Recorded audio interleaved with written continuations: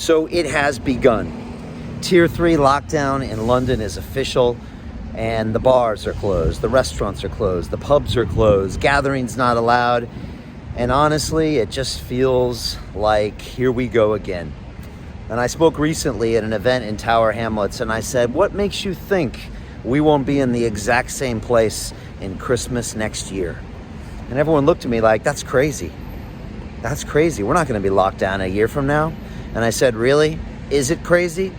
They told us in March it would be 2 weeks. And here we are again, locking down in the most important week for the retail sector, one of the most important weeks for the restaurant business and the hospitality sector. And we are shutting it down. These restaurants are literally throwing away millions and millions of pounds of wasted food because they had planned for this being their busiest week of the year. They had Christmas Day bookings here, and now it's all gone to waste.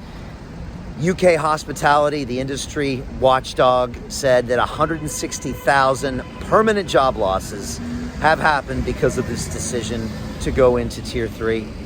And again, I'll always come back to prevention versus cure. Is this really the correct thing to do from a cost-benefit analysis? That's my big question.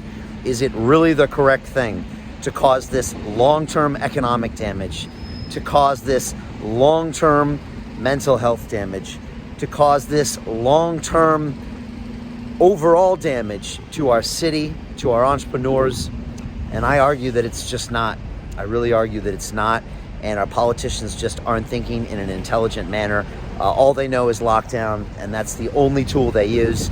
Even in the boroughs in London, there's a few that are approaching some high rates of infection, but most of the boroughs are actually quite low, and yet every single borough is being pulled into this Tier 3 lockdown because our current mayor doesn't seem to understand that. And he says we all go as one. We all go as one into bankruptcy. We all go as one to poorer health. We all go as one taking our children down because they have no hope for the future at this point. And it's just frustrating. And it happens over and over and over again. It's like a bad rerun of a film. And it's going to continue happening unless we make some intentional changes in leadership. And that's what I'm saying to people. The thing is that your current mayor, he's not worried about your vote. He knows he's going to get it because your mom and your dad voted for his party and their parents voted for his party. And so he doesn't have to keep his promises. He can lie to you about his plans to reduce knife crime or to make the TfL not go bankrupt, or he can lie to you about building housing or all the other things that he's told you, and he knows he's going to get your vote. And that's why you see him acting calmly. That's why you see him happy to shut down an entire city, because honestly, he's just not worried. But I am. And that's why we are putting out new ideas. And the crazy thing is that every single policy that I've put out on my page, on the internet, it all makes sense to people. They say, these ideas, why can't we just implement them?